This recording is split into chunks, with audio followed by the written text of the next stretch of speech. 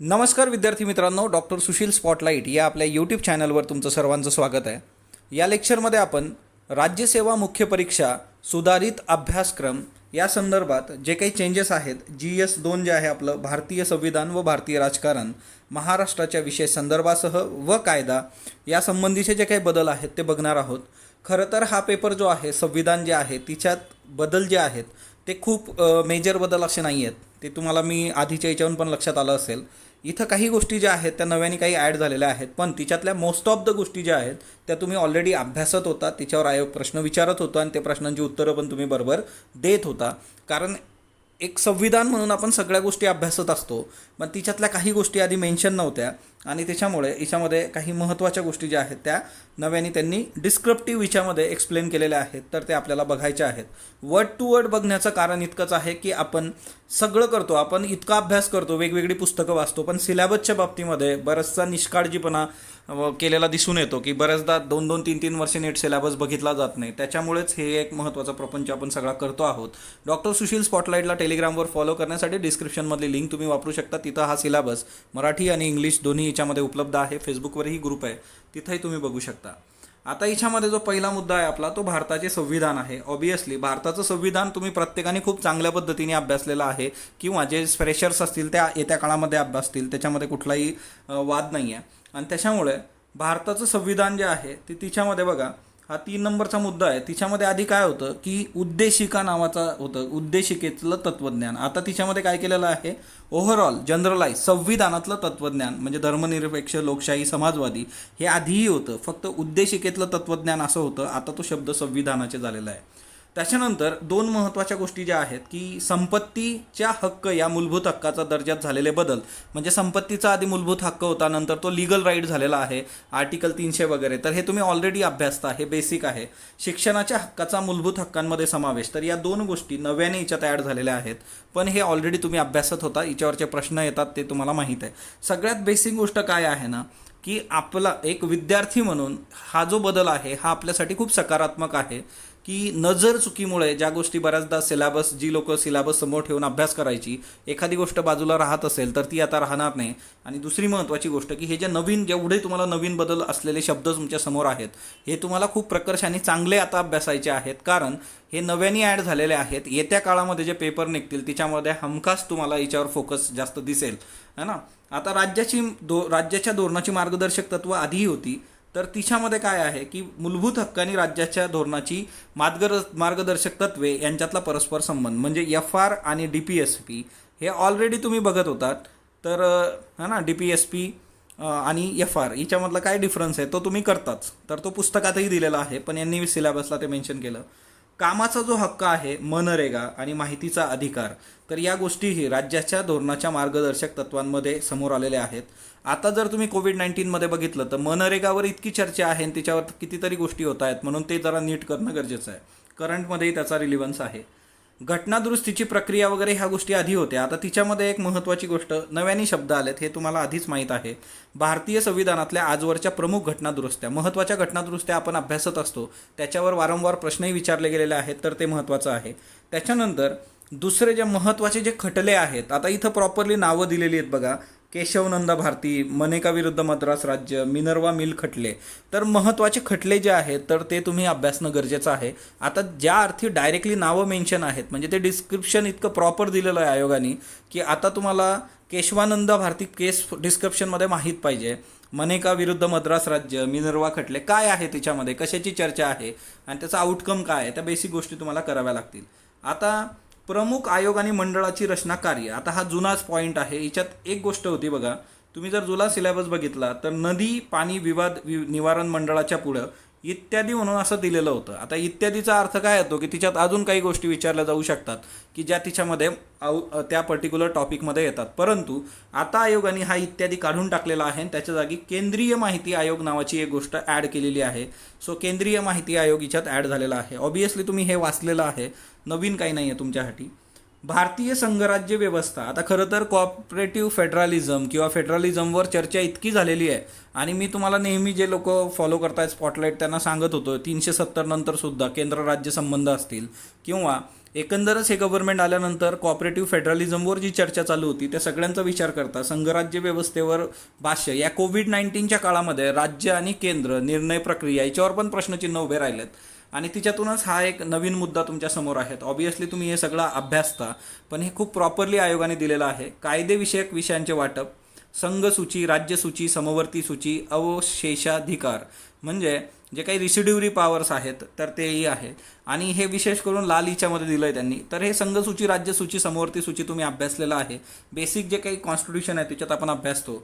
कलम 370 रद्दबादल झालेलं आहे. 371 ते एक करून ठेवायचं चांगलं. त्याच्यानंतर असमितीय असिमेट्रिकल संघराज्य व्यवस्था, राज्याची भाषावाद पुनर्रचना, प्रादेशिक असमतोलाचा मुद्दा आणि नव्या राज्यांची निर्मिती, केंद्र राज्य संबंध, प्रशासकीय कार्यकारी वित्तीय संबंध, राज्यातील संबंध, आंतरराज्य परिषदा असतील, विभागीय परिषदा असतील, नीती आयोग आणि आर्थिक संघराज्याचं बदलतं स्वरूप आणि सरकारी आयोगाच्या शिफारसी. एकंदरच संघराज्य व्यवस्था आपल्याला खूप चांगल्या पद्धतीने अभ्यासायची आहे, हे इथं क्लिअर आहे. त्याच्यानंतर इथं बघा आता हे जे भारतीय राजकीय व्यवस्था वगैरे आहे तर आधी हे जे शब्द होते सांघिक शब्द नव्याने आला. इथं केंद्र सरकार असं होतं किंवा खाली जर तुम्ही बघितलं की सांघिक विधिमंडळ तर इथं केंद्रीय विधिमंडळ असा शब्द होता, तो सांघिक झालेला आहे. न्यायमंडळाच्या बाबतीमध्ये चेंजेस आहेत. ते म्हणजे काय की न्यायमंडळ संविधानिक व्यवस्थेचे मूलभूत अधिकाराचे संरक्षण असं आता म्हटलेलं आहे संरक्षक.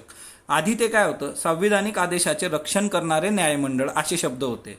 म्हणजे काय की शब्द बदललेले आहेत, बऱ्यापैकी अर्थ तोच आहे. नव्याने काही तुम्ही पॅनिक होऊ नका, गोष्टी आहेत. हां, भारतीय प्रशासनाचा उगम ब्रिटिश पूर्व काळ असेल, ब्रिटिश काळ असेल, स्वातंत्र्यप्राप्तीनंतरचा काळ आहे. म्हणजे काय एकंदरच ICS ते IAS हा सगळा जो काही प्रवास आहे आणि त्या सगळ्या बेसिक गोष्टी ज्या आहेत तर त्या नव्याने याच्यामध्ये पण ॲक्च्युली याच्यावर प्रश्न येत होते, आपण उत्तर देत होतो, पण त्यांनी आता खूप प्रॉपरली दिलं आहे. याचा अर्थ काय होतो ना की आपल्याला त्या गोष्टी जरा अजून खोलवर जाऊन बघणं गरजेचं आहे.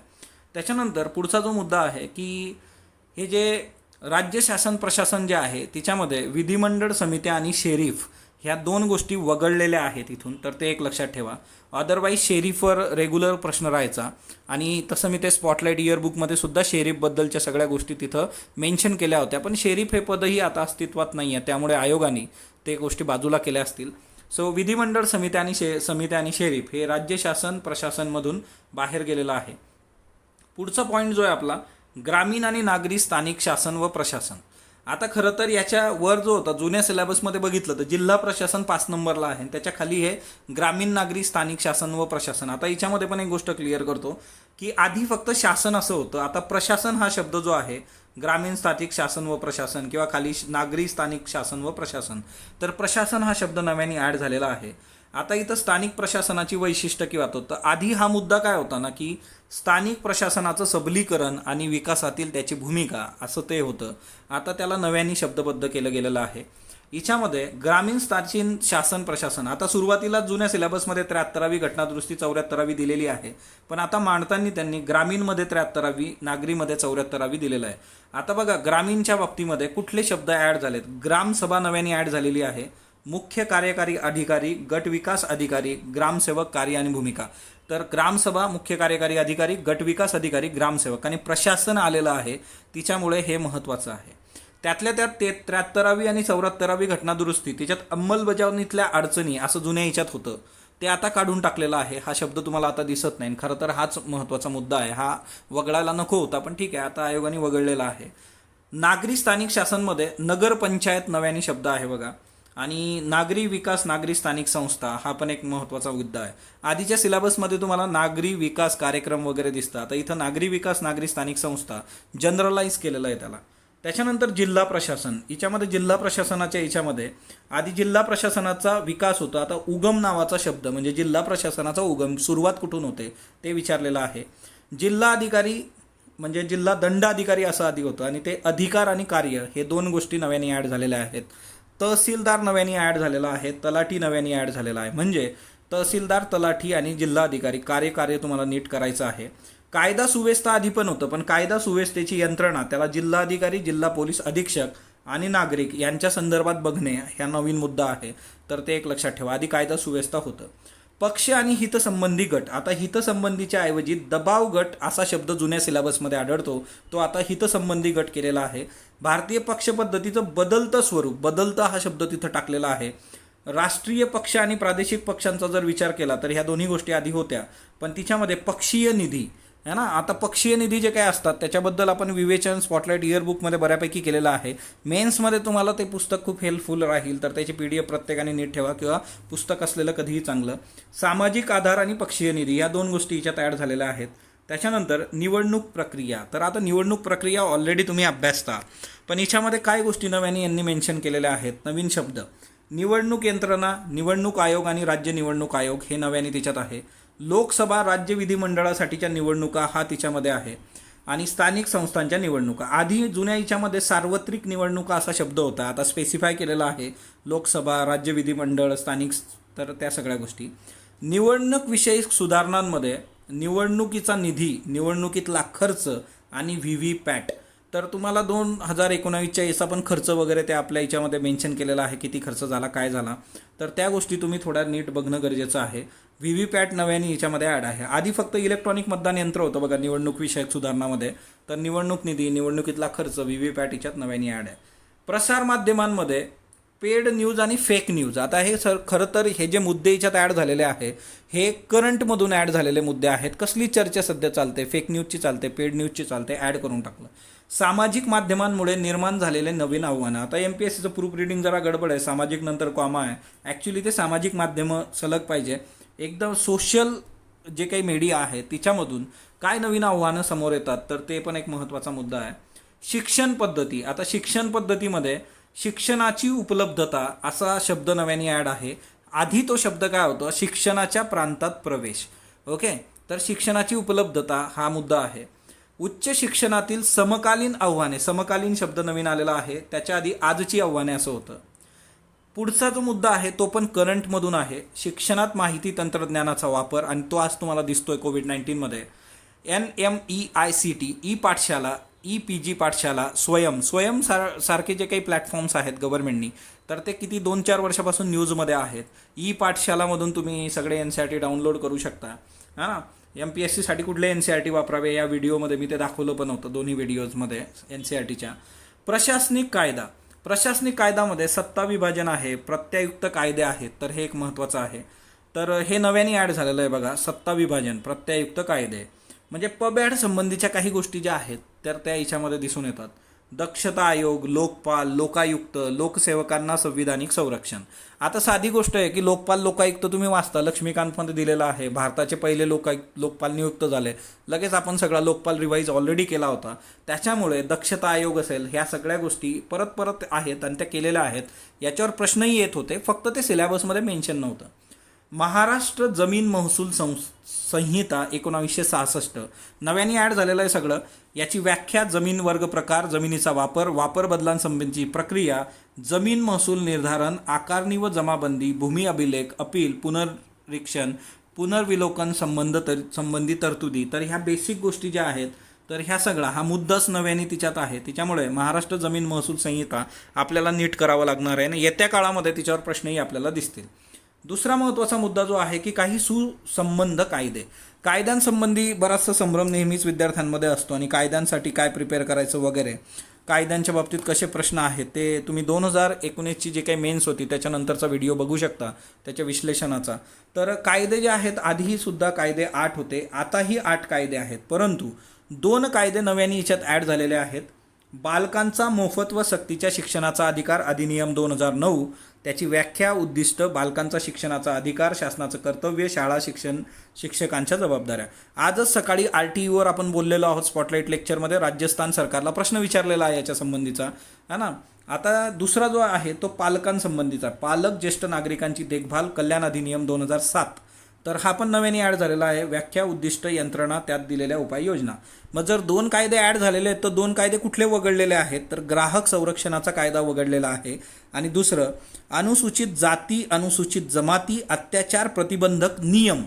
ओके, आता बघा अधिनियम इथं आहे, दुसरा एक होता नियम 1985 वाला, तर तो वगळलेला आहे. तर 2 कायदे वगळलेत आणि 2 नव्याने ॲड झालेत. याच्यामध्ये पण एक गोष्ट आहे बघा, माहितीचा अधिकार अधिनियम 2005, व्याख्या हा जो शब्द आहे तो नव्याने आलेला आहे, प्रत्येक ठिकाणी दिसतो तुम्हाला बघा, व्याख्या व्याख्या, प्रत्येक ठिकाणी व्याख्या हा शब्द आलेला आहे. दुसरी महत्त्वाची गोष्ट, अर्जदाराचे अधिकार, आधी अपीलकर्त्याचे अधिकार होते बघा, है ना, अर्जदार अपीलकर्ता वेगळा असू शकतो, तर ते एक मुद्दा आहे. अपील आणि शिक्षा हे दोन शब्द याच्यात ॲड झालेत. माहिती तंत्रज्ञान अधिनियम 2000 सायबर विषयक कायद्यामध्ये इलेक्ट्रॉनिक शासन नव्याने आलं, ई शासन, आणि शिक्षा हे दोन शब्द आलेत. म्हणजे प्रत्येकातली शिक्षा नीट करून ठेवायची. ऑलरेडी तिच्यावर प्रश्न येतच होते, तुम्ही पेपर बघितले असतील तर, है ना, की किती कशात शिक्षा होते, तर ते एक लक्षात ठेवा. अगेन नागरी हक्क संरक्षण अधिनियम, व्याख्या हा शब्द आलेला आहे, तर प्रत्येकाच्या व्याख्या नीट करून ठेवायच्या. समाज कल्याण सामाजिक विधी विज्ञान, याच्यात सामाजिक आर्थिक न्याय निर्देशन संबंधी घटनात्मक तरतुदी. भारतीय संविधान, मानव अधिकार अंतर्गत महिलांचं संरक्षण. आधी महिलांच्या संरक्षणाबद्दल काय होतं, तर जे कायदे होते, है ना, कौटुंबिक हिंसाचार असेल किंवा मग माहितीचा अधिकार असेल, तर त्या टिपिकल कायद्यांच्या आधारे महिलांना दिलेलं जे संरक्षण होतं त्यासंबंधी बोललं गेलं होतं. पण आता याच्यामध्ये भारताचं संविधान आणि मानव अधिकार याच्यामुळे महिलांच्या बाबतीतला तो जनरलाइज आणि त्याचा व्ह्यू त्यांनी मोठा केलेला आहे. मग तुम्हाला महिलांसंबंधीच्या जे काही प्रोव्हिजन्स सगळ्या संविधानात आहेत ते पण बघणं गरजेचं होतं.